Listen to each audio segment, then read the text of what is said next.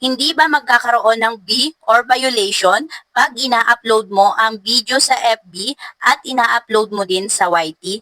Sis, pakiplex mo to, TY. Ayan. Yan nga ang katanungan ni Sisi, Bencha Caspe Laureto. Ayan, bago nga natin sagutin itong katanungan ni Sisi, ay magbasa pa nga ulit tayo ng isa pang katanungan para dire-diretso na lang tayo. Ayan, ito naman ang tanong ni Sisi, hindi pala siya nagtanong, Yai Andrino. Ayan. Wow, mas malaki daw si YouTube magsahod. Hoy, hindi. Sino may sabi sa inyo? Kala nyo lagi malaki ang sahod kay YouTube porque nag-YouTube ako. Charis. Ayan nga mga. Ayan.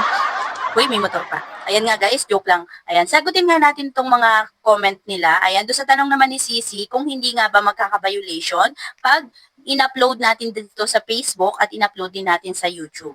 Ayan, ang sagot ko po dyan ay hindi po.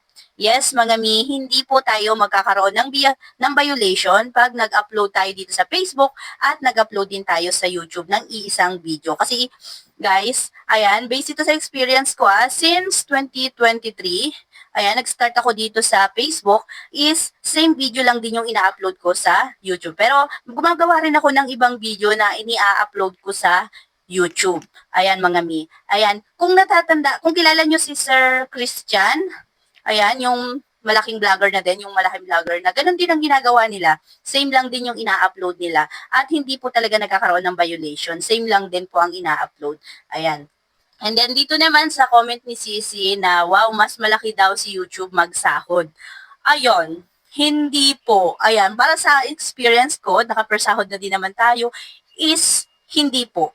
Ayan, sa totoo niyan guys, ayan, mayroon akong video na umabot na ngayon ng 1.3 million views, pero ang earnings niya lang is $9.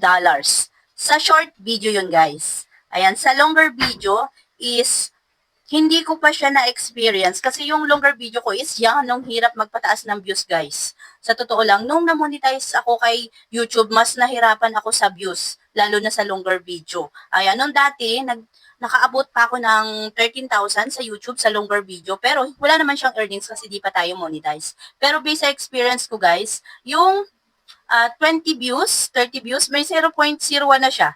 Ayan, kasi nakadepende po sa ang YouTube sa pag-play ng ads. Yes guys, kaya po, hindi pa po ako mayaman.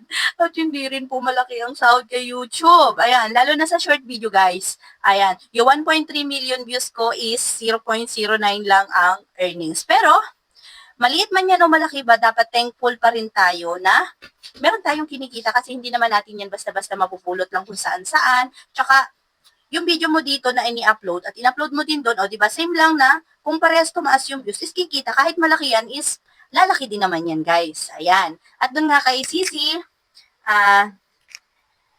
Bencha Caspe, ayan, Sisi, hindi po tayo magkakaroon ng violation pag same tayo ng ina-upload sa YouTube at sa Facebook. Ayan, sana po nasagot ko at napaliwanag ko ng maayos yung katanungan nyo. Ayan, at hindi din po malaki ang sinasahod kay YouTube. Kung sa longer video tayo mag-viral, ayan, pag nag-viral tayo at sana mag-viral tayo, is balikan ko kayo at ipapaliwanag natin yan. Pero ngayon, hindi pa tayo nakakaranas ng viral video sa longer video sa YouTube. Kasi per play po ng ads ang kitaan dito. Ayan, kay YouTube. At ayun lamang guys, kung umabot ka nga hanggang dito sa aking video, ay pakipollow mo na rin ako. Like, comment, and share na din para updated ka sa aking mga video. Bye!